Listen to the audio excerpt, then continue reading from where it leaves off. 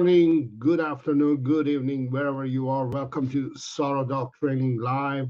Hope you're doing well. Hope everything is going well. Welcome to the channel. My name is Saro. I'm a dog trainer, also coach dog owners. I've been training dogs and coaching dog owners for over 20 years. In this channel, I focus on educating dog owners to become an educated dog lover who can kind of simply train their dogs without the use of aversive tools, aversive method, and simply by using a simple method of dog training using play and praise reward system. I hope you're doing well. I'm here to answer your questions. If you have a dog who's reactive, who has a bad behavior, this is the place we can talk about it. We can come up with some solutions, and we can also I can give you some information that you can get started in improving your lives and also your dog's life. If you are new here, make sure to hit the like button and also subscribe to the channel if you haven't yet. In this channel, we talk about all about everything that has to do with dogs, anything that has to do with dog behavior, dog training, and all that. So you're going to get a lot of information in this channel. Coming up, I'm going to share with you a channel that I just came across that I think you should be checking it out. You should be looking at this channel and go and subscribe to this channel. I'm going to talk about that. Meanwhile, I'm going to go ahead and say hi to some of the viewers who are live at the moment. I can see Angela is here, John Cipolla is here, Chelon is here.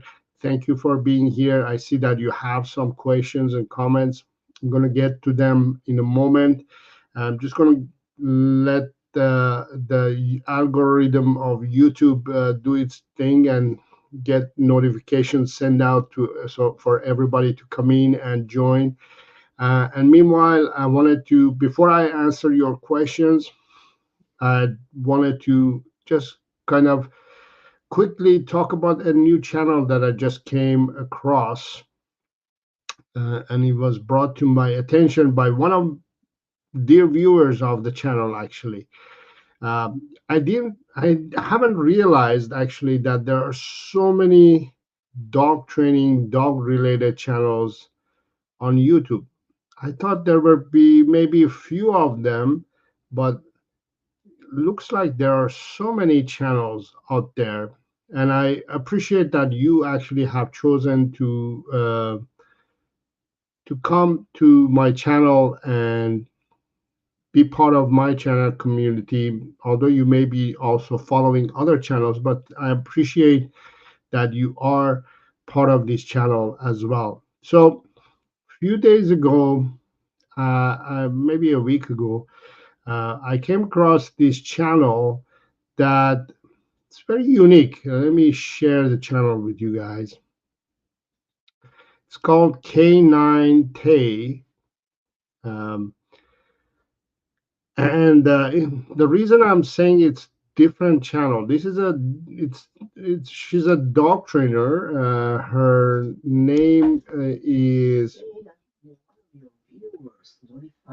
yeah, one of my viewers. I already mentioned that. Yeah, one of my viewers notified me about this channel.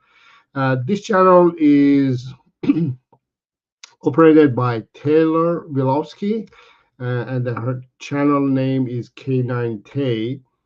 And what she does in this channel is that she reviews and comments on the dog training channels and dog training videos that are on the net.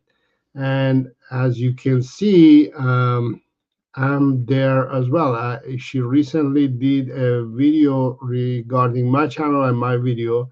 That was very interesting for me, actually, as a dog trainer to watch, you know, to watch the being reviewed and being criticized, and also, from a dog trainer's point of view, I can tell that the um, um, Taylor, she has studied dog training. She knows dog training. She knows what she's talking about. And she was bang on with my video review. And I have watched some of her videos recently that she has uploaded. She has lots of videos actually. And, I didn't know there were so many dog trainers out there. And so many bad dog trainers out there. Uh, like really it's upsetting to see that there are contents like this, and I'm so glad that Taylor is taking the time to review and expose these dog trainers and tell it like it is. As a dog owner, you are very, I would say you are very overwhelmed with all these dog trainers giving you all these information about dogs and dog training. And most of them are using aversive tools and aversive methods, including Cesar Millan. There, it's there. Um, and I've seen, I didn't know there were so many dog trainers. And I think, beside me and maybe Susan Garrett, everybody is just bad. Everybody is just horrible dog trainers. And I've been, going and reviewing and watching some of her videos that she's talking about other dog trainers and criticizing and sharing her opinions about these dog trainers. I realized that, oh my God, this is horrible. That one of the reasons that I don't watch other dog trainers is because of the way they treat dogs. The way they, first of all, the way they treat dogs, and second of all, the way, the methods and tools that they use. It just upsets me, and makes me feel really bad to see other dog trainers. In general, I would say I would love to say this. I want to say this. It comes off wrong probably, but most dog trainers, they're trying to give you information and share their information that they have learned about dogs and dog training. Maybe their hearts is in the right place, but their minds is not. In general, I would say. Uh, they're trying to help you. They're trying to give you information, but I think it's very confusing word out there in the world of dog training, and unfortunately, uh, we are bombarded with all these crap and bombarded with all these wrong information. And I'm glad that Taylor from Canine Tay is doing this part, doing her part actually, and exposing all these dog trainers and all these dog training methods. And I highly suggest you to go ahead and subscribe to her channel and watch her videos and actually learn about wrongs and rights of doing dog training. She is bang on 90%, I would say, on everything that she exposes, everything that she says. I agree. 99% of almost. Uh, the problem is, when there is a saying that if you put two dog trainers in a room, the only thing that they are going to agree is that the third dog trainer is wrong. You know what it means, right? All dog trainers they have an opinion, and they stick to that opinion, just like me. I stick to my lane. I stick to my opinion, and it's not that I agree with everything that Taylor says, but Taylor also won't agree everything that I say either. But although she agreed with most of the things that I was sharing in this video, she, I appreciate that she went through all the content in my video, and she shared her opinion and her point of view from, as a doctor, and me watching being criticized is very interesting. I learned a lot, and I really appreciate that, somebody is giving me feedback, right? So that was interesting. So yeah, I highly suggest you to go ahead and check out her channel, check out the video that she's done about me, and definitely check out her other videos as well. If you are following any other dog trainer in your journey of dog training in the YouTube, I want you to search, see if you can see that dog trainer in her channel, see what she says and what her opinion is, um, and learn. Most of these dog trainers, they're they don't know what they're doing. Um, like I want to share How's it something going, Creator here. Family? Uh, for example, this video I watched a little bit while ago, and you know, this lady, macho lady, uh, I know trainers like this. I've seen trainers like this. I've come across trainers like this personally, and seeing them doing things like this and teaching these things, it just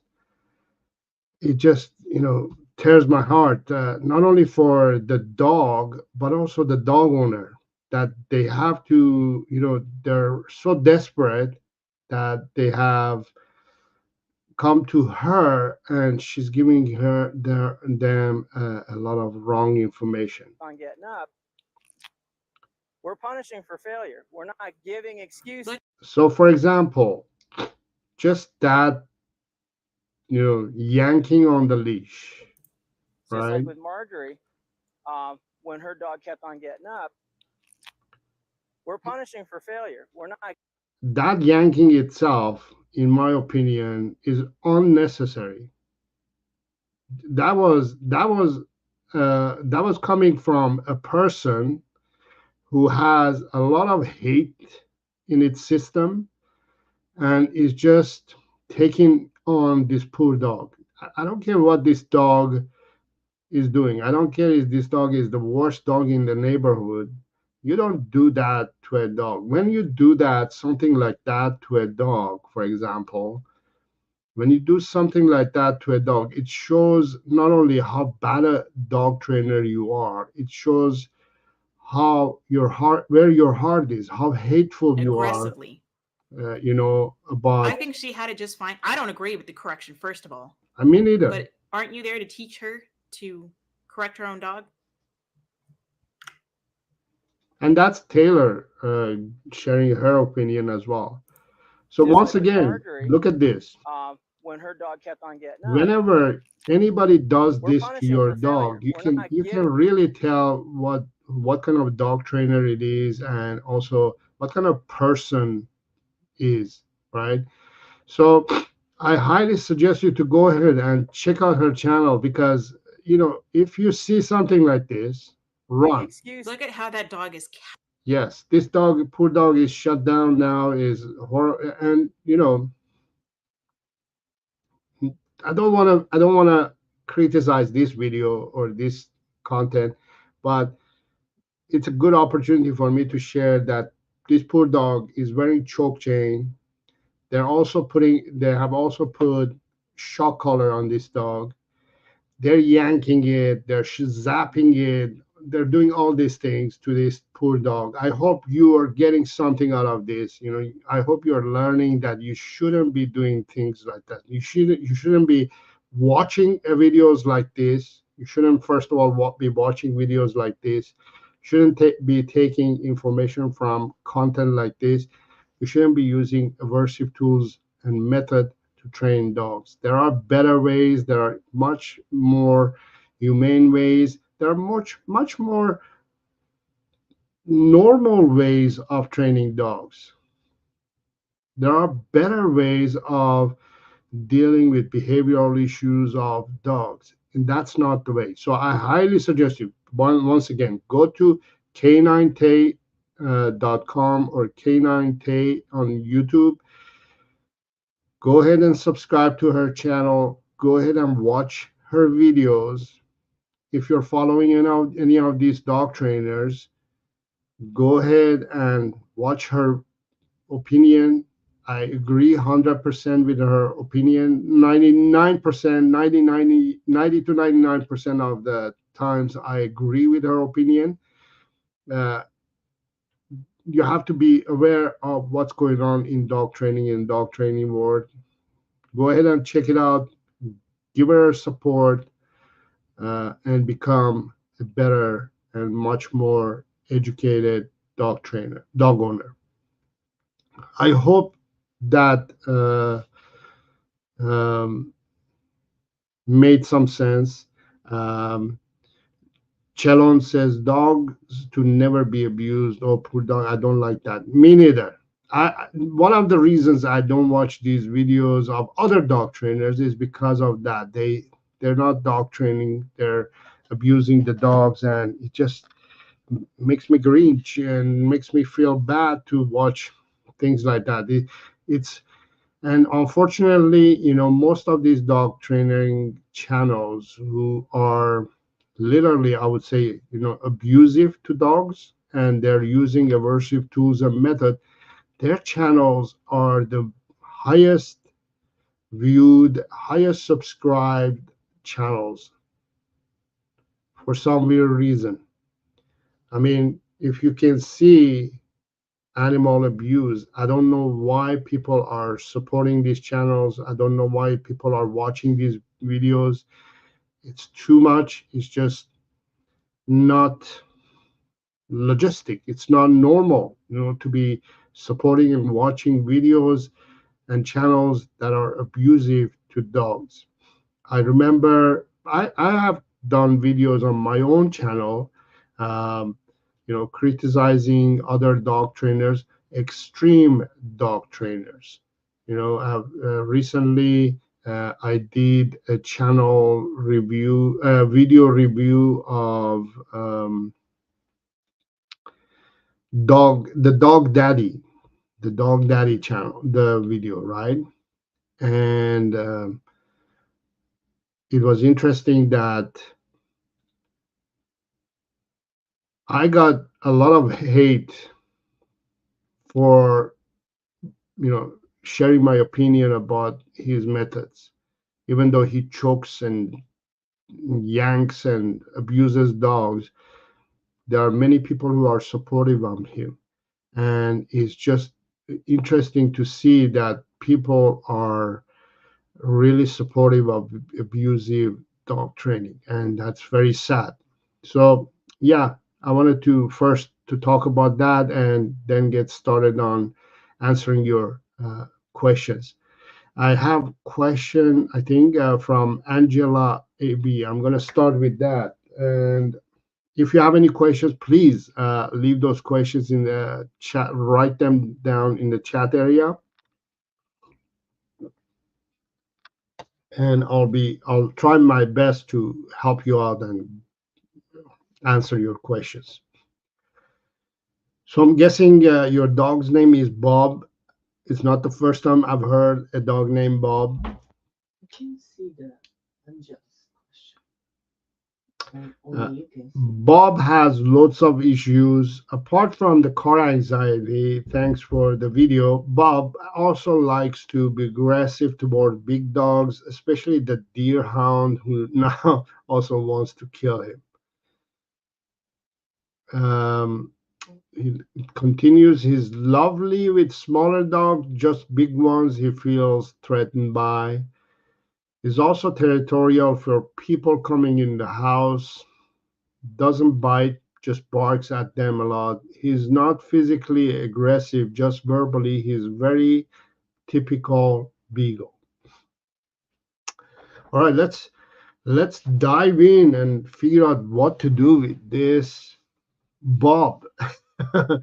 um, so, Angela, first of all, I think uh, it's good to know that your dog is, verbally, it's not physically aggressive. It doesn't go and bite a dog or bite another human or anything like that. But what it tells me is that that Bob is fearful.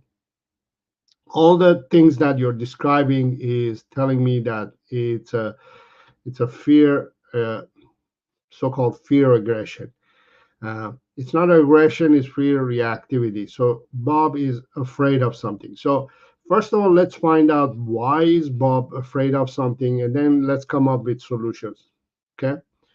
So why is Bob afraid? There are many, many, many reasons why Bob has become afraid and becomes afraid, has developed this fear reactivity. It could be that it was born as a puppy in a bad environment. It could be that it didn't have enough time to um, hang out with its siblings, its family. It's very important that when puppies are born, first of all, they are born in the right place at the right time. So there are breeders who do that part very well. They breed the dogs properly. Uh, they breed the dogs in a way that is humane and it's proper and it's ideal for that breed at the right season, at the right time. I see, for example, puppies are born in winter, which is not natural. It's not normal, for example, for puppies to be born in winter. It's not natural. Uh, Animals, they usually go with seasons, for example. Spring, they mate and they have puppies late spring, late summer, um, and on, right? Anyway, so puppies have to be born in the right place at the right time. They have to be raised properly. Most breeders, good or bad breeders, they let go of the puppies too early. And I see still that they're still letting go the puppies at 8 weeks age or younger, which is not healthy, which is not good. Puppies should be let go at 12 weeks. That's the ideal time to let go of puppies. Um, so when the puppy is not in with the sibling for the first 12 weeks, it it develops. When you remove them earlier than that, it becomes a little bit traumatic for the puppy. And there are also in a period that we call it fear cycle. It's a period of time they go in and out of that fear cycle. They, but overall, instead of coming up with numbers, from this date to this date, they go in the fear cycle and they come out. Just remember that puppies overall they go to fear cycles from 6 to 8 weeks to almost 6 to 8 months. During that period, they go in and out of fear period. What that means is, if anything dramatic happens to a puppy, for a puppy, anything can be dramatic. Just remember that they're sensitive. Um, Anything could be dramatic. So if they go through anything traumatic, it causes them to have a lifelong trauma, and they get damaged. What I mean by that is that trauma experience becomes tattooed in their brain, and we can never ever get rid of that, unfortunately, that experience or that trauma. So, for instance, if you have a 10, 12 weeks old puppy and then accidentally you stepped on its front paw, what it will happen is the puppy is going to feel pain from you stepping on its paw. So that pain is going to be tattooed in its brain that human walking towards me equals pain, unfortunately. And that experience is going to be reminded to the puppy forever and ever. So when a human is getting close to the dog, the puppy, the puppy is going to say, I'm going to start feeling pain, so I better either run away or I better, um, you know, react to get this uh, thing that is going to cause me pain to go away. I'm going to run away, or I'm going to I'm going to run away. I'm going to attack, or I'm just going to freeze. Hopefully, this pain is this what do you call this uh, threat is going to go away, right? So depending on that, a lot of things can happen to a puppy that can cause a puppy to become a dog who um, is reactive, right? So Bob probably has gone through a trauma like that, either with the breeder or either with you. God knows, we don't want to blame anybody, but I highly suggest you, if anybody is interested in getting a puppy, just remember, do your research, make sure that you're getting your dog or your puppy from locally. What that means is if it's 2 3 hours drive, go ahead and drive for 2 3 hours to get to that breeder. If you really appreciate and like that breeder, make that journey to go and see the puppy, see the parents, see the breeder, make sure that it's a legit breeder, has all the paperwork, has done all the proper steps, has taken all the proper steps to raise your puppy, and then is very selective to sell its puppies too. Most legit breeders, they are very selective about where their puppies go. They don't just sell it to anybody. Most legit breeders, they are they have few puppies and they're mostly almost always spoken. So you have to be one of them as well. So if you have to take the time to go and see the breeder, making sure that it's a legit breeder, I highly suggest you to do that. And educate the breeder as well that, you know, science and studies have shown that it is better if we pick up the puppy at 12 weeks. Can we leave the puppy up to 12 weeks with you, with the, not with you, but with the, you know, the siblings and the parents until 12 weeks? Let them know that maybe some breeders are not aware that the ideal time to pick up a puppy is at 12 weeks. So let them know, educate them, and then that's the time you want to pick up the puppy as well. You want to go visit the breeder a few times, make sure everything is legit, everything is good, everything is clean, and that's by the way, side note. Okay, so let's go back to Bob. Bob probably has gone through a trauma, and that's why he's reactive now. So once we know why Bob is reactive, is because maybe something has happened in his life that has caused Bob to become reactive, because it's fearful. It's afraid of those things, you know, can harm it. So what can we do? What can we do that to help Bob to deal with these big dogs, for example?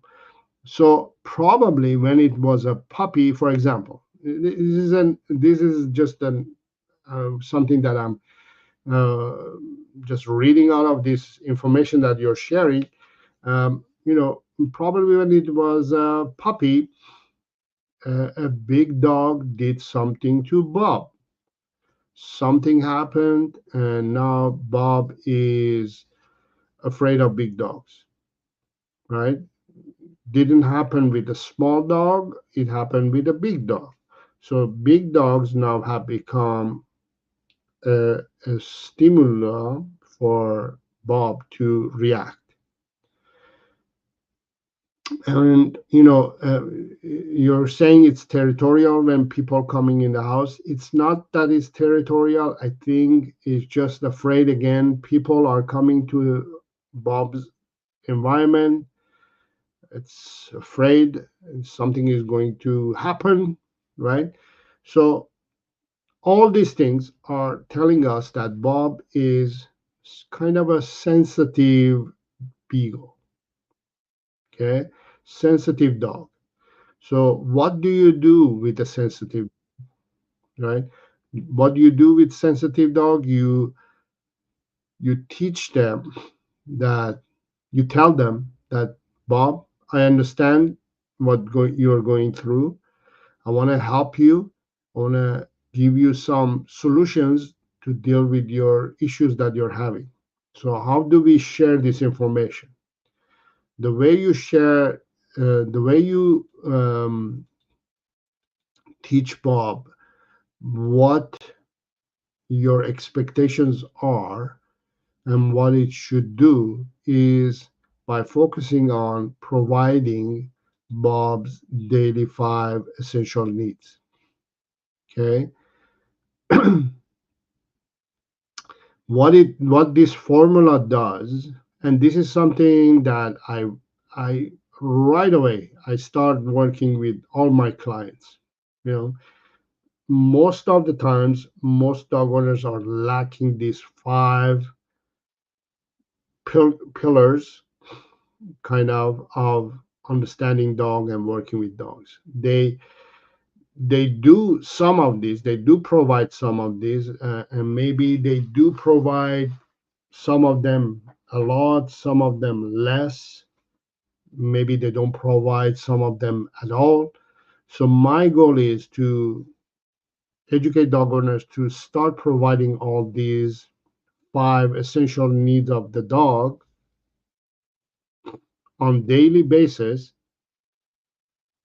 so the dog can fulfill its life and you can teach Bob what you're you are trying to say, what you're trying to uh, provide to your dog, that uh, help that you're trying to provide. It won't, even though your heart is in the right place, even though your heart is in the right place and you want to help Bob, no matter what you do, it won't get through Bob if you don't provide these daily five essential needs. Why is that?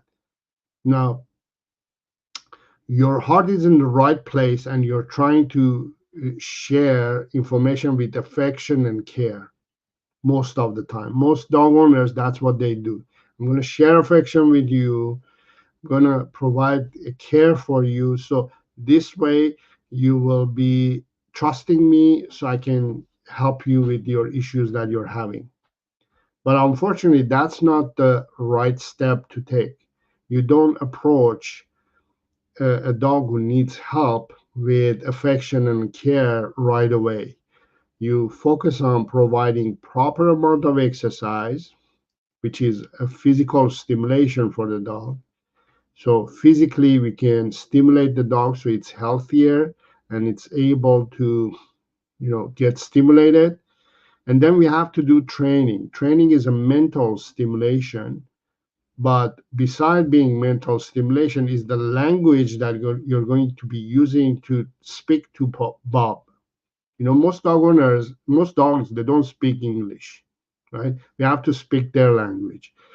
And they have a different language that humans don't know this language. We don't know this language of dogs. So because we don't know the dog language, what we did, we came up with a language that we can teach the dog, so that way we can speak to the dog. So that's called obedience.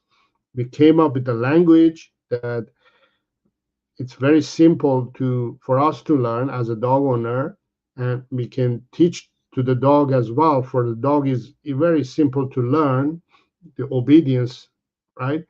So therefore we bridge our communication so we can speak to the dog, and the dog hopefully can also talk back to us.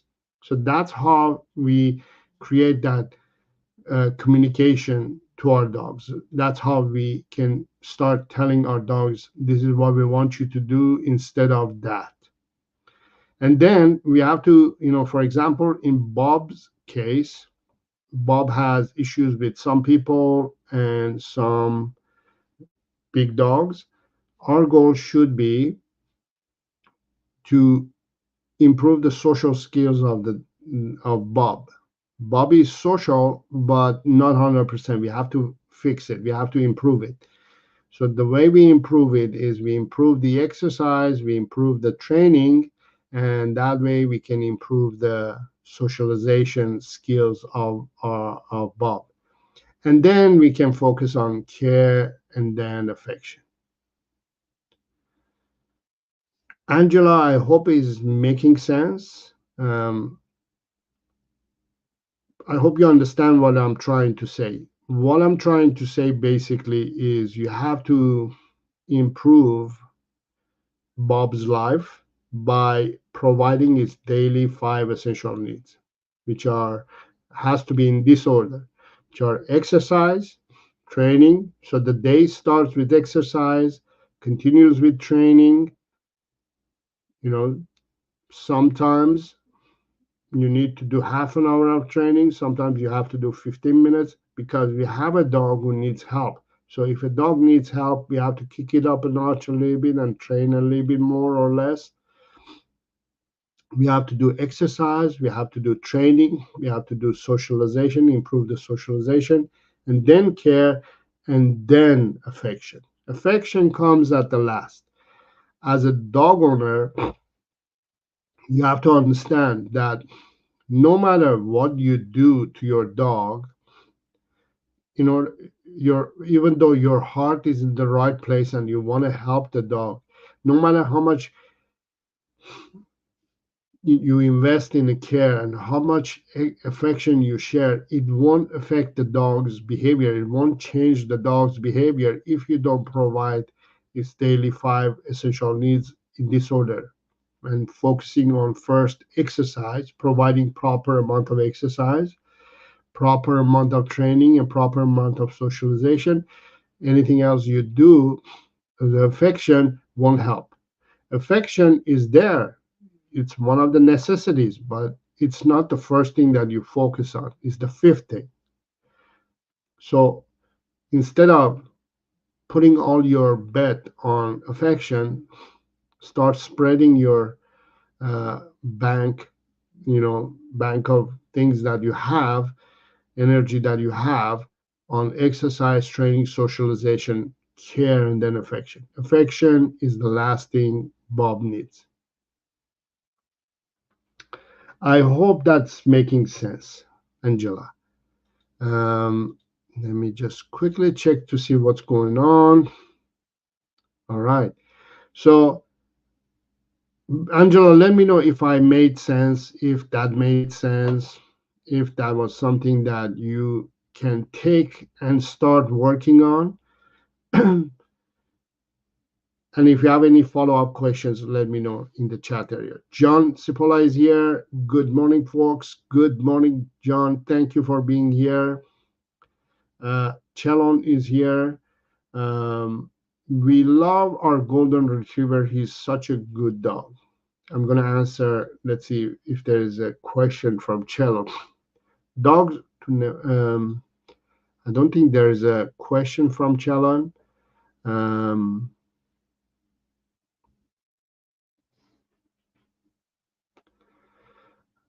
but I'll get back to Cello if there is any question. We have Murali.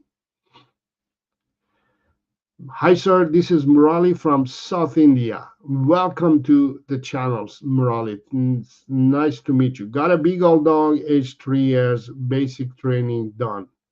The name is Cooper. Basic training is done.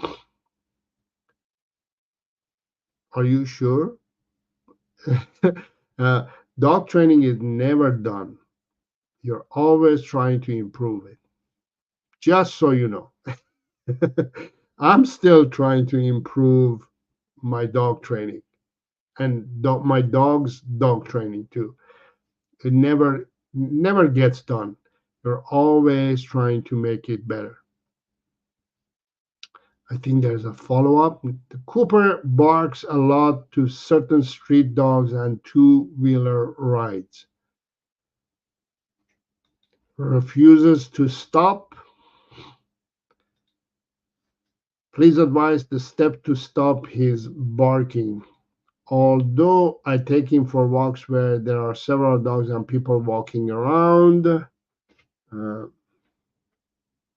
Okay. Um, okay. So you see, that's what I'm saying.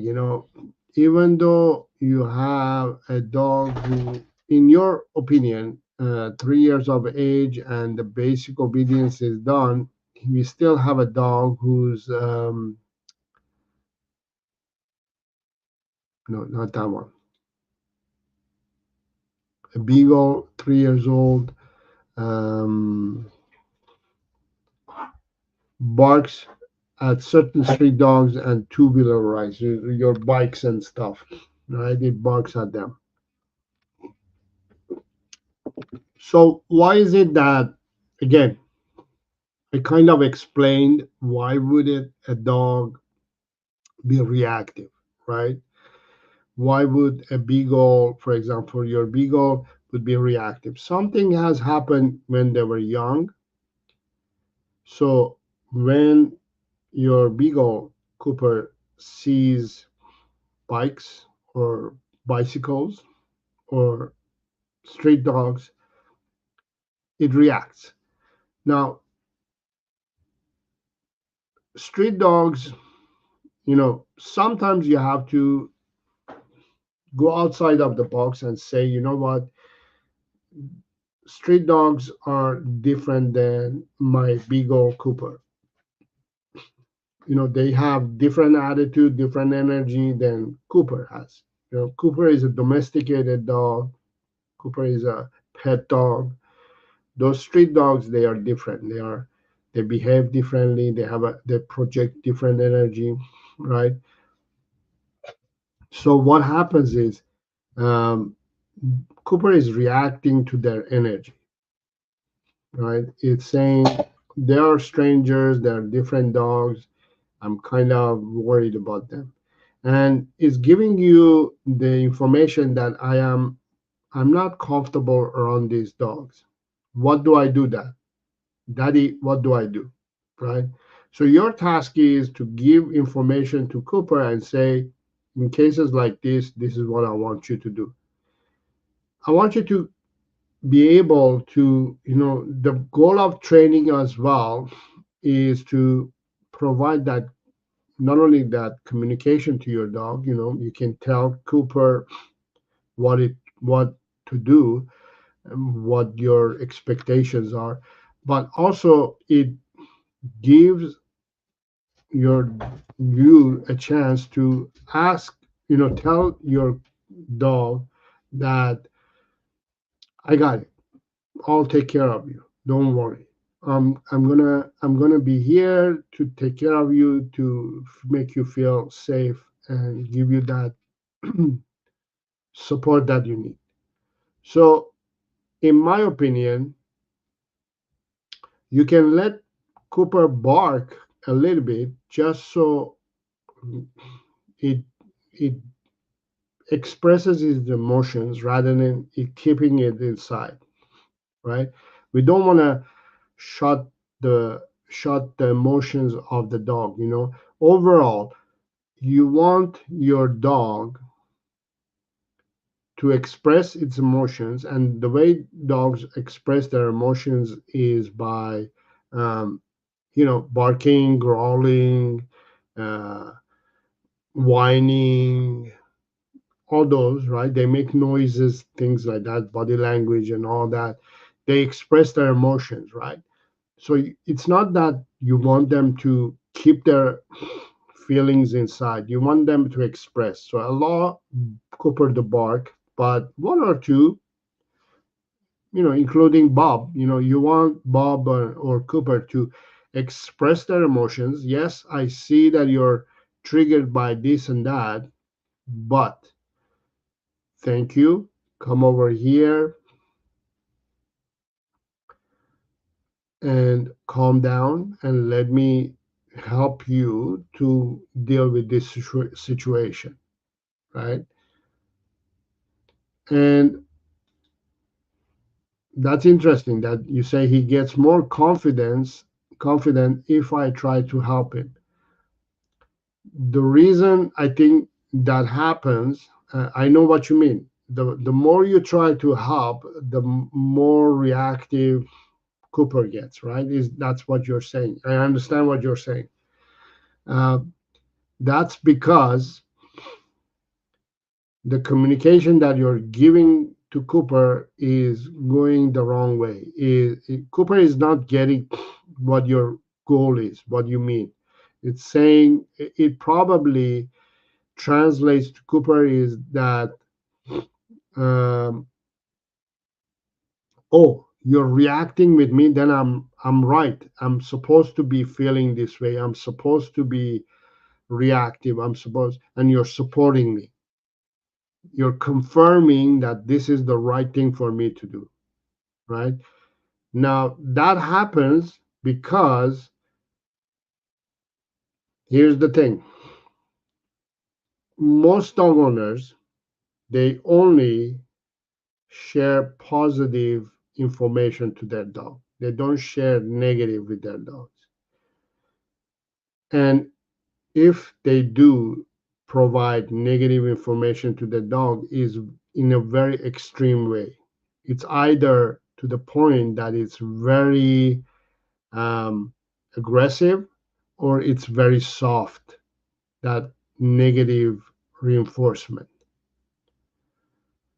It's very soft where the dog doesn't understand or get the point from being corrected, and or is very extreme to the point that the dog says, oh my god, my human is terrified, is so different, so aggressive, so unusual that I'm not gonna so I'm terrified of this my human. So when you are correcting, if it's extreme, if it's too extreme, too aggressive or too soft, the dog says, I can't, I'm not getting any cues from there. It's too extreme. I'm not going to respond to that. So your correction has to be there too. You can't just say, Cooper, it's okay. It's okay. Don't worry. It's okay. You can't just say positive. You can't just say, okay, it's okay. You have to say, Cooper, it's okay. Yes, I understand, but no, don't do it. Okay, I heard you. You told me that you don't feel comfortable about that, but stop doing that.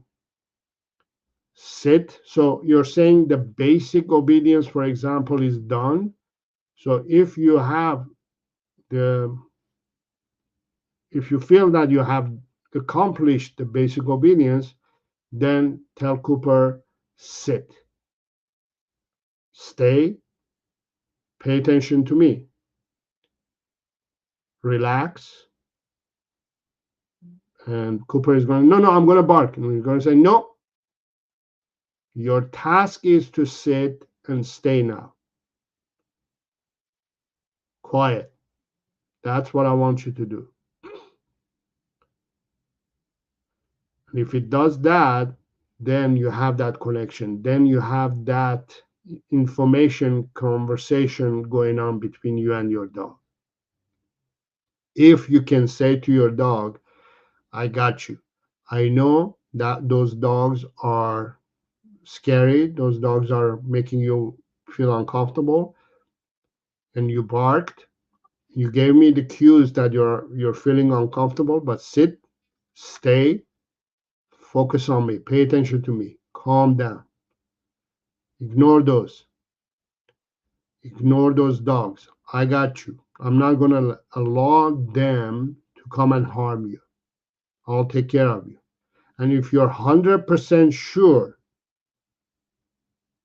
that you can control your dog and also not allow those dogs to come and harm your dog, you stick to your guns and you say to your dog that this is what I want you to do and this is what I will do to help you to deal with those, including Bob. You know, we were talking to, I was talking to Angela about Bob, you know, big dogs, people, anything that kind of bothers your dog, right? Anything that causes your dog to be a little bit more uncomfortable and reactive.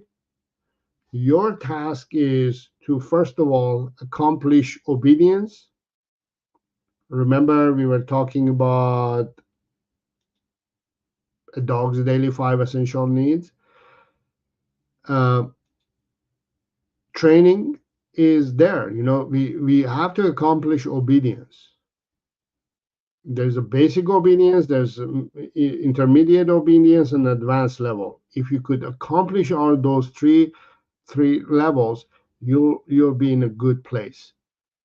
You're going to have a clear communication between you and your dog. So if you could ask your dog to lie down and stay, for example, if dogs are around or if strangers are around or a deer is around or a moose is around in Canada, um, you got your dog under control, right? You have a dog who's listening to you, is paying attention to you, and is getting cues from you, right? You That's what you do. You ask your dog to listen to you, pay attention to you, so you can say to your dog like, this is what I want you to do. Calm down, relax, I got it. Don't worry. Pay attention to me, I will take care of you, right? Does that make sense? Oh yes, thank you. There we go. That's your goal now. That's what you're supposed to do from now on, right? Your goal is to, you know, bring calmness to your dog's life, and the way you do that is um, by providing um, clear communication to your dog and telling it what to do when it's under stress, right? I hope that makes sense, Murali. Thank you for being here. If it did make sense, let me know again. If it doesn't make sense or you have follow-up questions, let me know. Let's go to MS. I would like my dog named Momo, Golden Retriever, 7.5 months old, to respond to my calling. As Momo is easily excited and won't be able to listen.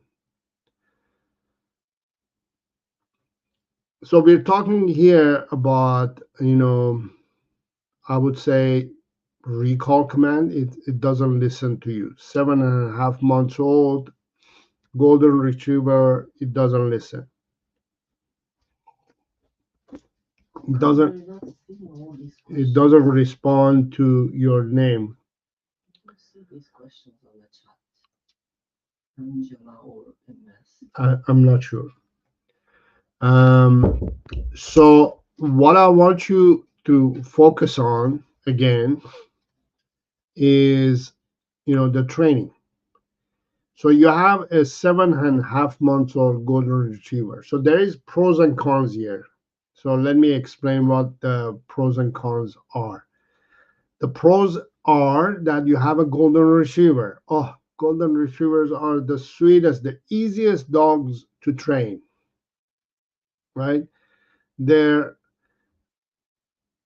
they're like ideal dog for any dog owner, you know, because they're very very sweet, very gentle, very funny dogs, actually cute funny dogs, easily trainable.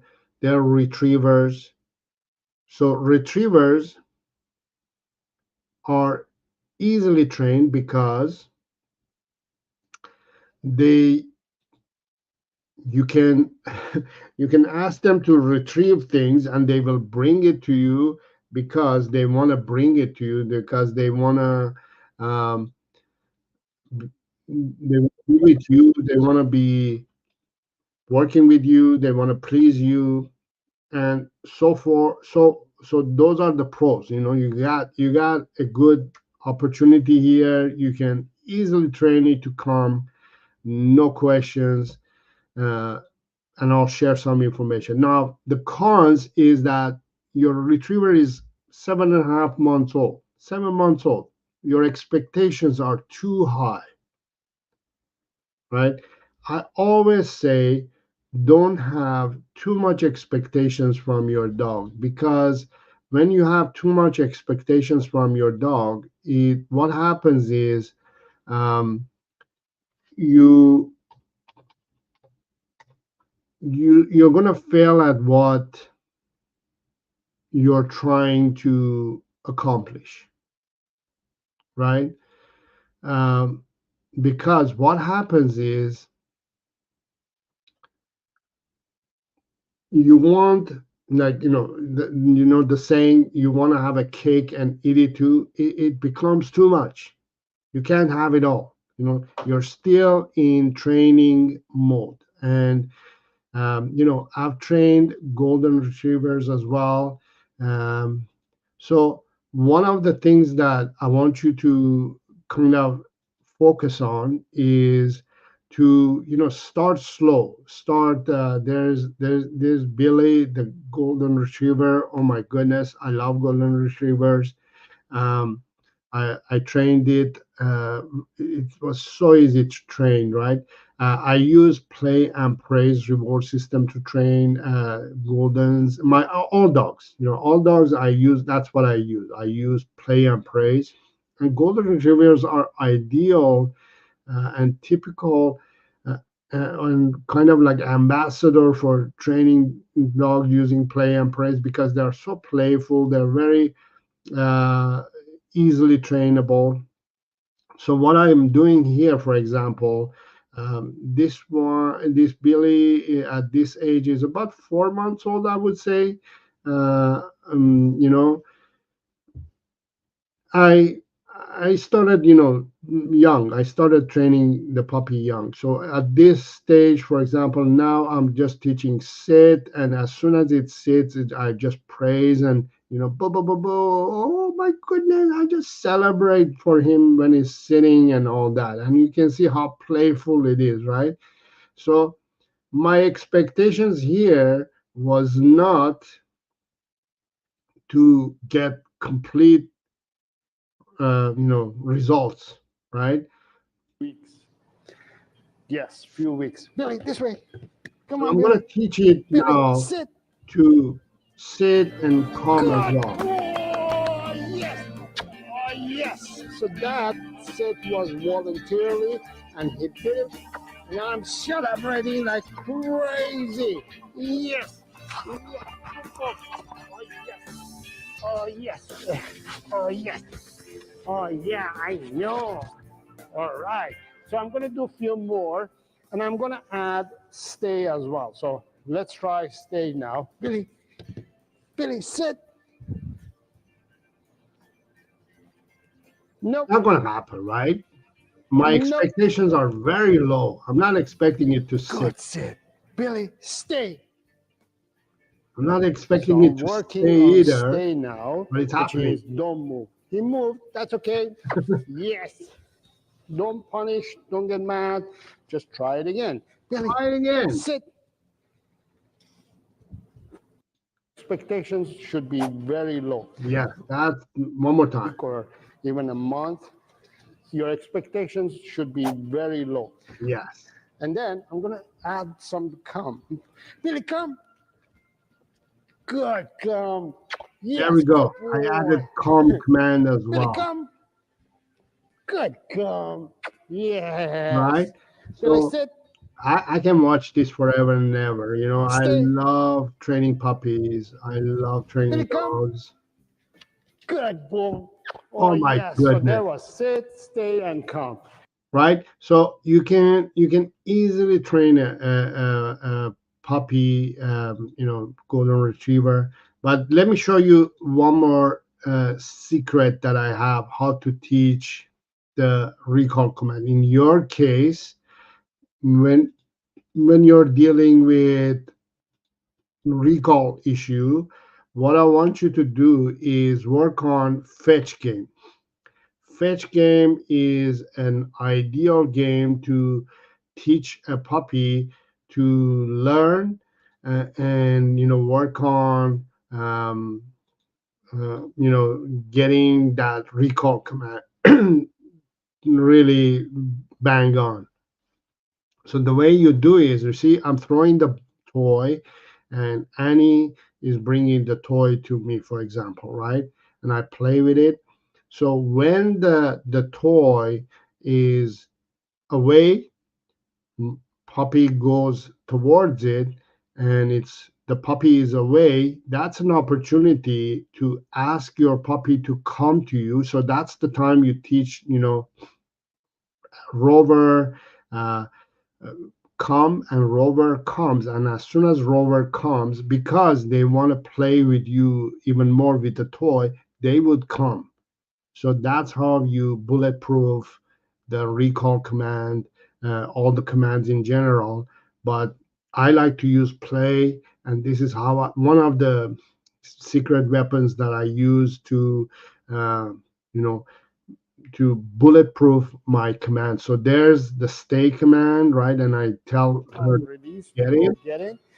Give the cue of coming back. Let her play as much as you want, but make sure Annie come. Annie comes back and brings the toy to you, and you play and interact with your puppy. So your puppy is going to bring the toy to you. If you don't interact, the puppy is not going to come back to you. That's one of the mistakes that dog owners and puppy owners make, is that they don't interact with the puppy. Interact at least 30 seconds or a minute before you say, Annie, no. Good girl. Stay. So there you go. So you see, that's how easy it is to teach a dog to come. You know, I use the game in general. I use play and praise um, to train, anyways. And the recall command is, first of all, one of those commands that it takes time to bulletproof it. But if you want to fast track it, you got to play fetch with your puppy. The more you play with it, the better it gets. And yes, definitely bring down your expectations. You know, you still have a puppy that needs training, and puppy training takes time. Puppy training, because it's the foundation of the entire dog training, it should take longest, and it will take the longest. So take your time and um, work on improving the recall command. Thank you for the question. John is asking, do beagles gain weight after 3 years of age? I think, all dogs, they do tend to gain weight anyways, because as they age, just like humans, we also age as we grow older. Um, we do gain weight as we age and get older. So the problem with beagles is that, because they are very foodie breed, they tend to um, eat more than normal, more than usual, right? Uh, so that way, maybe they tend to gain more weight.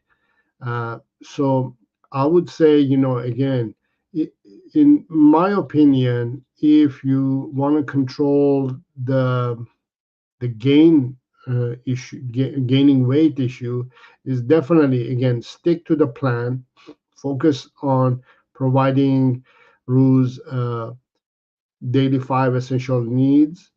By the way, John is one of my puppy training students, so that's why I know John's dog's name. It's no, it's Rue. Um, Focus on, improving, working on the 5 daily essential needs. Proper exercise, a little bit of, physical training, physical stimulation, mental stimulation, social stimulation, and physiological stimulation, which is the food. This part, you also want to make sure that you're improving the diet. If you improve the diet, your dog should be stable on its weight. My beagles, my dogs, they're on a diet which is, we feed them homemade raw diet, and we always measure the amount of food that we feed. Um, so, for example, my beagle Harvey, um, this one, he's 14 years of age now, and we have Annie, who's 4 years old. uh, for example, Harvey, his ideal weight is about 40 pounds, a little bit less than 40 pounds. I would say 38, 36 to 38 would be ideal weight for him. We run it up to 440 pounds, anyways. Um, so we feed him the ideal amount of food that he should be eating, which is about 300 grams of food per day. And why we stick with that is because, um, we see it visually that he's either gaining weight or losing weight. So when he's gaining weight, we reduce the food. When he's losing weight, we add the food. And we always measure the food. I think it's a good idea to always measure your dog's food, making sure that you know how much you're feeding your dog per day so you can always adjust it. Because, for instance, in winter time, you know, uh, they are less active, so that you should be reducing the food. Whereas in summer, spring, summertime, they're more active, so you should be increasing the amount of food. You always adjust it. You always adjust. You go with your gut, and you always measure your dog. Measure the amount of food that they eat, and measure their weight too. One of the simplest ways of weighing your dog is you put a scale and you weigh yourself first, and then figure out what your weight is. And then you lift your dog, you carry your dog, and weigh again and figure out how much your dog weighs. And we do that almost, I would say, on monthly basis, maybe a few times, once or twice a month, just to make sure that we know what our dog's weight is. and we go based on that, and we adjust the diet. You just have to adjust it. I don't think it has to do with the breed, mainly. I would say, most dogs, they would, if you don't measure, if you don't adjust the food, they will gain weight, right? So you want to make sure that you're always on top of the diet game. MS says, too high expectation. I understand. Thank you. You're welcome. Rui is slowly picking up the lay down command, which is great. Yes, lay down is one of the last commands that we teach and work on, and that takes time. Rue will bring her toy back to me enthusiastically without me asking her. There you go. That's an automatic come, right? Automatic recall. MS says, thanks, Saro. Very helpful play and praise. I tried these 2 days. These 2 days seems good. Yes. Uh, you know, using play and praise, I know for some people feels strange and feels unusual, feels weird, but the goal of my channel and the goal of my mission is to spread this method of dog training to dog owners so they understand how simple and how fun this method of dog training is. I'll tell you, my students, when they start working with me, they again, they're all over the place. Their expectations are here and there and all over the place. But when they start working with me and I simplify the plan and I give them, this is what you're gonna do, and then we're gonna do this, and then we're gonna do that, and then the first few steps that they start taking, all of a sudden, all that pressure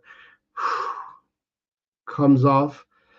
And as soon as they start figuring out that they could train their dog using play and praise without the use of treats or food, they say, why didn't I start doing this in the first place?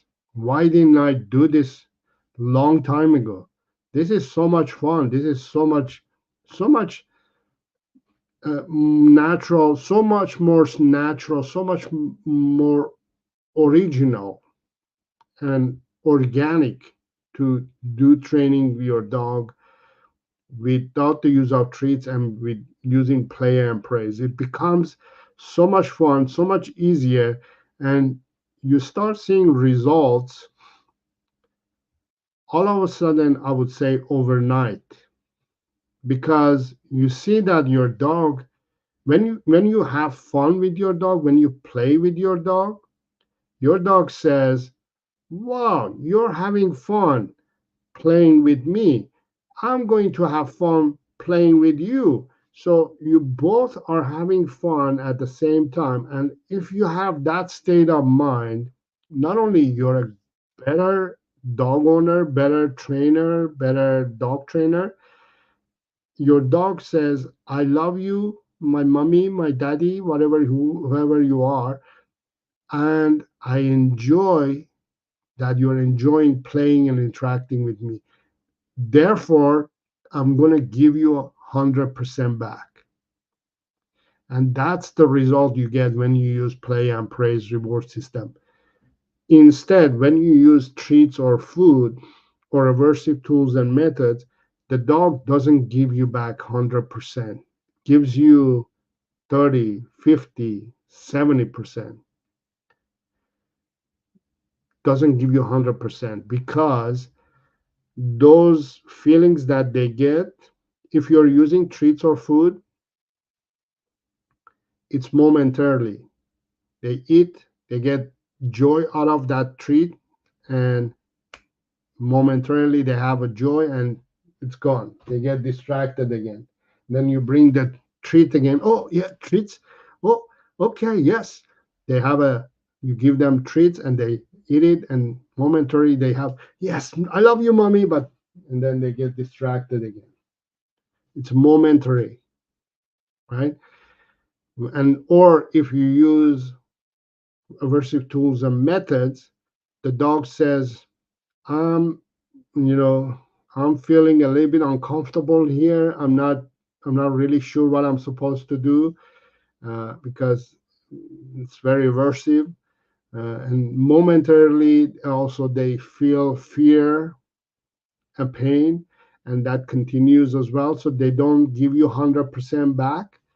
But when you use play and praise, the dog is on for that period of time with you. Let's say 15 minutes, if you're playing with your dog and praising your dog and training your dog at the same time for 15 minutes, the dog is on 15 minutes because it's in the fun zone, it's in a fun mood, and it's 100% attention is directed to you. So that's why I prefer using play and praise to reward dogs, because I get 100% results. It makes it so much easier to train a dog. It makes it so much easier to communicate to a dog, and so much better. So John, you're saying you're not giving treats, which is great. Half a cup food at night and in the morning. So I'm not sure if half a cup is enough for a dog in first place. I don't know. Half a cup, 1 cup a day. I don't know if that's enough. Sometimes I give her hamburger.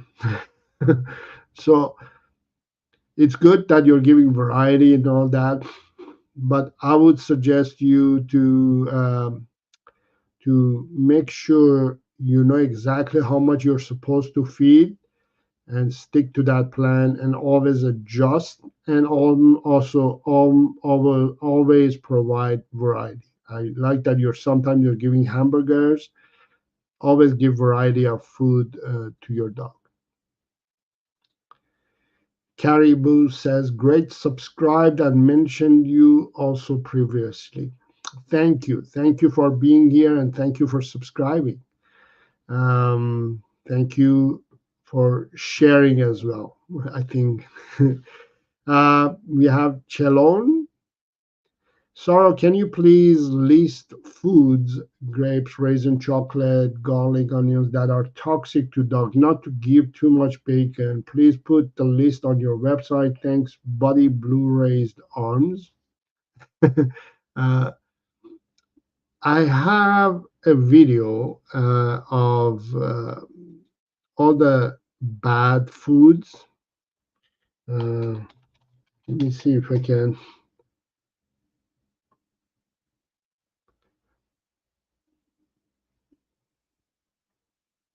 Find that video. Um,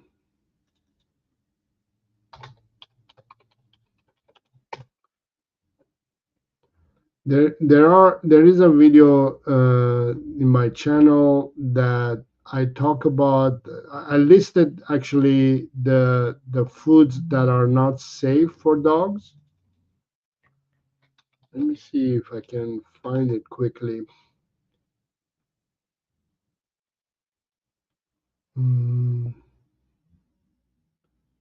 Can't find it at the moment. What I'm going to do, Chelon, I'm going to find that video and put it in the comments area later on. Just check back on this channel, on this video.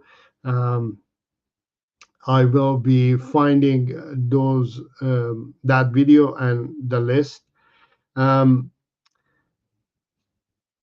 Basically, onions, grapes, and chocolate. Yeah, they're the dangerous trio that it's literally you're not supposed to share with your dog. So definitely, please check back in the comments area. I'll have that video ready. John says this is Florida. She's always active. Yes, I see what you mean. I'm afraid to let MS is saying that I'm afraid to let Momo to socialize with other dogs as he is excited, friendly, not aggressive, and will pull very hard and always jump on people and dogs. I fear he will get attacked by other dogs. So,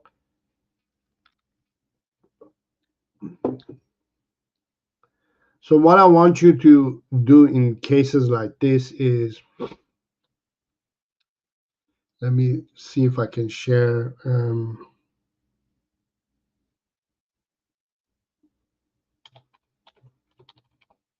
some tips here.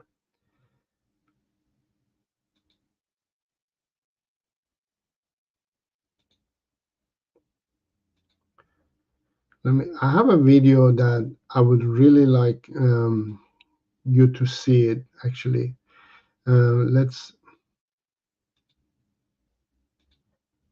Let me share that with you, okay?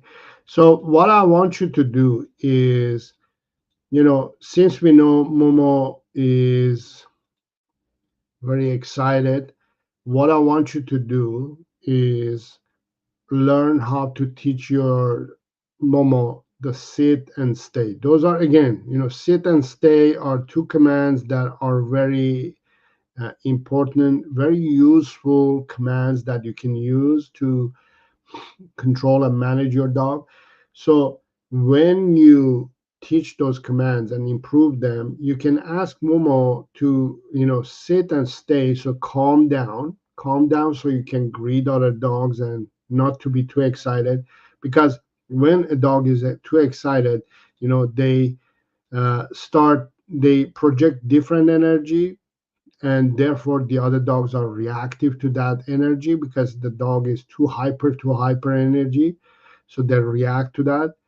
But what I want you to do is control your dog, and when you control your dog, it controls the environment. So let's watch. More in control of us, our energy. So they are feeding off our energy. So this is very important. So when I ask my dog to do something, other dogs pay attention as well. They say, wow, that dog is under control of this human. Nope. So therefore, I have to be under control as well. Nope. So when I have my dog under control, I can greet people, I can say hi to other dogs, right? I can do other kind of stuff. Nope. And my dog has to stay in that position. Chich, my dog has been given the command of sit and stay, so he's under control. Now I'm interacting with the environment, and he is not responding to any of the activities that are happening. Nope. Nope. Silly this way.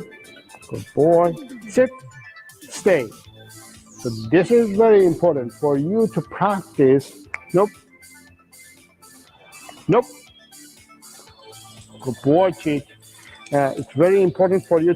So you see here, so everybody actually who's been watching the live session today, this is also that's what I want you to learn here. When you control your dog, when you take that responsibility out of your dog's mindset, you're telling it to do one thing, which is sit and stay and relax and pay attention to me. You're able to control the environment as well. You're controlling other dogs.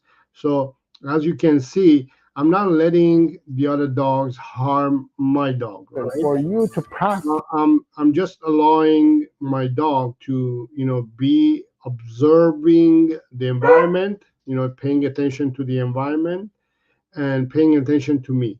And that gives, if I repeat this procedure few times in the near future, eventually my dog is going to say, you know what, when I come across other dogs, this is what I'm supposed to do, right? I'm supposed to calm down and relax and pay attention to my human. So no matter what happens to my dog, all the dogs around are playing and running around and doing this and that, but my dog is kind of calmly hanging out with me and paying attention to me. So that's focused on you. Now, how do you do that? How do you get your dog to focus on you? You invest in training your dog. If you want to start, so training your dog is the key here. Okay, you want to make sure that you are working on improving your dog's basic commands. Basic commands which are sit, calm, lie down, heel, and all that. Basic commands, intermediate level, and advanced level. You want to make sure that you improve all those before you move on to the next. Okay, so that's the solution to when you have an excited dog. First of all, make sure that you're uh, teaching your dog to calm down, and then when it's calm, you allow it to interact with the dogs, people, and um, the environment. And if you are able to control and manage your dog and make it more controllable and calmer, um, then it's not going to lead to other dogs reacting to your dog as well. Okay, hope that makes sense. Oh yeah, uh, I get it now. Caribou, we were talking about you subscribe to Canine Tay. Yes, thank you. That's what I mean. That's great. I really appreciate that you did that. You went ahead and subscribed, and you mentioned me as well. Oh, that's great. Thank you. Thank you. That's very nice of you. And John says I might even mix an egg with her food sometimes. That's great. Yeah, egg is really good for dogs as well. All right, I think we are at the end of the live session today. I hope you enjoyed all the Q&A that we had today, all the questions, and I enjoyed the questions. I enjoyed teaching and uh, sharing information with you. I hope you enjoyed that too. If you enjoyed this live session, give it a thumbs up, give it a like to this video. Um, Subscribe to the channel if you haven't yet. Please share this channel. Please share this video with other dog owners as well. What that? Caribou, not Caribou. Oh, Caribou. Yeah, sorry. Um, MS says, I wish to join your training course. Is time zone an issue? And I'm based in Hong Kong. No, I have students from all over the world. Time zone is not a problem because what happens is there is a video library that you can go and learn on your own term and time, but also provide weekly coaching calls. I do it in different days and different times all the time. I change it all the time, so everybody from different time zones can get in and ask their question, have problem solving. And also, I do few private coaching sessions as well, one-on-one, just to get you started, just to get you going, just to solve all the little private issues that you have. So we do set up some sessions that it's ideal for you. Time zone wise is working for you and for me, and we have some sessions as well. And so yeah, there's lots of customization as well. What that means is, for example, if I get to know you a little, that's what we do. I get to know each of my students in deeper level. I get to know them a little bit better. And once I figure out what your really needs are, what your problems are, and what solutions you need, I will customize the program based on your needs. And I'll tell you, go and study this. Let's work on this. Then we work on that, and you film videos, and I watch you either live or in video formats, and I criticize. I say, don't do this, don't do that, improve this, improve that. We work on everything that it's needed. You're basically hiring me as your private coach, as your private dog trainer. And the good thing about my program is that it's a lifetime program. What that means is it never expires. You can have the program forever and ever, for your current dog, for your future dogs. So it never expires. It never, you never are out of reach from me. You can always contact me and be in touch with me. I respond to my students almost right away, not within few hours, maybe. Um, the most that's what I mostly do now. I take care of my students. I'm busy with my students because I'm helping them. I'm interacting with them and teaching them, and I'm really happy to come here and be with you as my viewers and subscribers of the channel as well. I do this every few weeks, come on live and chat and hang out with you guys and share some dog training information. And I hope you enjoyed it. I hope you liked this session as well. If you want to join my program, there's a link in the description that you can go and click on it, and it takes you to my calendar where you can book a free video call with me that we can have a little chat one-on-one to see if you're the ideal student for the program and if I'm the ideal coach for you. We figure out the details, and if you want, you can join the program. So that the link is in the description. And if you're interested in my learning in my dog training method and understanding my dog training method and starting to learn the basics of my dog training method, I have a free master class as well. The link is in the description. You can start with that as well, and just join the master class. It's a video master class that you can learn all the basics about my dog training method, my philosophy about dog training, and that will help you to get started also in improving your dog's life, dog training. Um, if you have a reactive dog, if you have a dog who's not under control, there are some solutions in that master class as well. So all the information is in the description of this video. Go ahead and check it out. If you have any questions, leave those questions in the comments area. I was just about to leave, but one more question came in. Let me see if I can quickly answer this question. It's from Lucky the dog. I have an 8-year-old male Labrador, and he pulls the leash anytime he sees a dog and wants to fight, and the walk is very stressful. He only gets well with my neighbor's dog.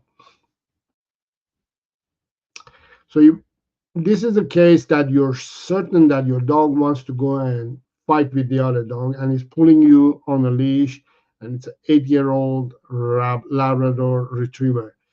And it has a neighbor dog that is getting along well. So in this case, the good thing is that at least your dog has a friend dog that um, gets along, right? And it's has a playmate, it can go and play. So also that tells me that your dog has the ability to get along with dogs, right? And one of the reasons that your dog is pulling on the leash to go and fight the other dog is, I just shared the video in the and I explained a little bit. If your dog is seeing other dogs and saying, you know what, I'm gonna have to go and take care of that dog because that dog seems to be a problem, right? Now, why is your dog thinking like that? again, if you go back to the beginning of this video, I kind of explained, but I'll quickly uh, remind you that there are many reasons why dogs react to other dogs or other people or other things. One of them is because they had a bad puppyhood. They were born or raised in puppy mill or puppy bad breeding, bad upbringing, sorry, bad upbringing. They had a bad experience when they were young. So that experience is coming out now. It's a reminder to them that something has happened when they were puppy, and now they are triggered by whatever it is. In your case, is not a dog. Probably some dog caused some form of pain or discomfort to your Labrador Retriever when he was a puppy. So therefore, he's reacting to other dogs and is saying to you that mom or dad, I see pain, I see discomfort, I see danger. I'm going to have to go and take care of this. And it's reacting to, first of all, to let the other dog, the environment, to know that, hey, if you come close, I'm going to kick your butt. I'm going to harm you, right?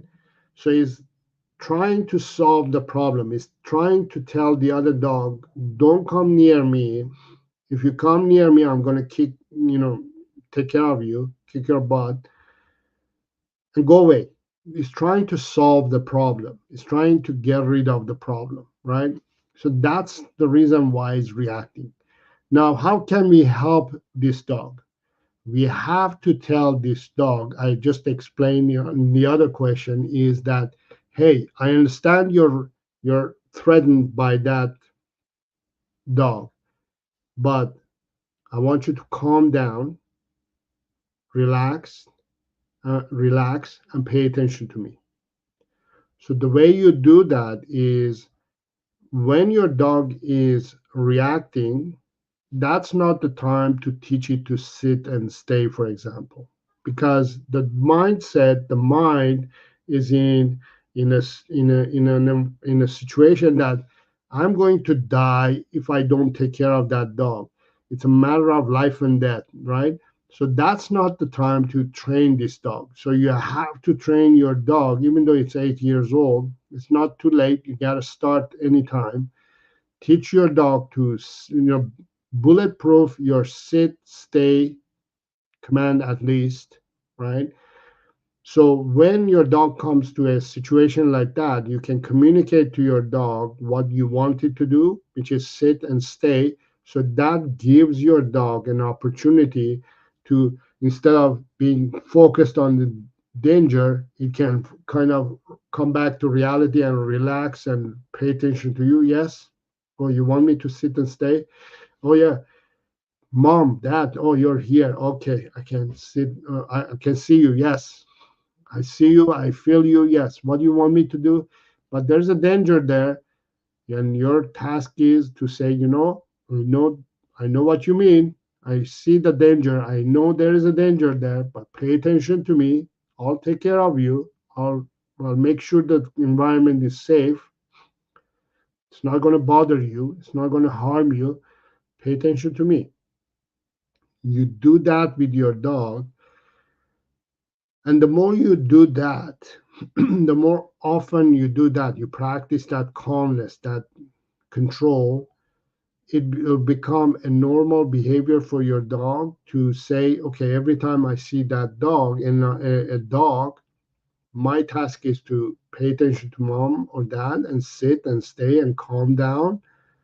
Automatically, they start changing their mindset. Automatically, it changes its behavior towards other dogs. And this happens within the next few months or within the next year or so, right? And eventually, your goal should be, since you also mentioned that it gets along well with your neighbor dog, eventually your goal should be that your dog's going to learn well enough to be able to get along with all dogs. Because you have practiced these steps with your dogs, that whenever your dog is seeing another dog, is going to say, I can calm down and relax, and actually get out of that mindset that that dog is upon is just about to kill me, but I understand he's not going to kill me.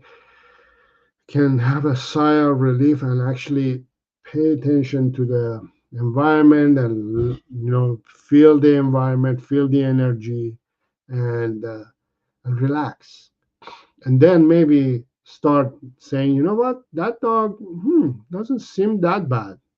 I may be able to interact with that dog. And you don't need to say, you got to go and play with that dog. Not all dogs should be playing with all dogs. Just like humans, we don't get along with all humans. We get along with certain people, right? And that's your goal. I hope that makes sense. I hope you get something out of that, and work on that, focus on that, and hopefully you'll get going, something, and start something to go with starting now. Actually, starting now. Message great, and thanks, Saro. Will do. You're welcome. All right. I think that's the end of the show today. I hope you enjoyed the session. If you enjoyed this session, give it a like, share, subscribe, and if you have any other questions, leave those questions in the comments area. I'll read all the questions and I respond to them all the time. So don't worry if I didn't get to answer your question. I will definitely read them and answer them in the comments area. I'll see you then, and until next time, have fun with your dog. Take care.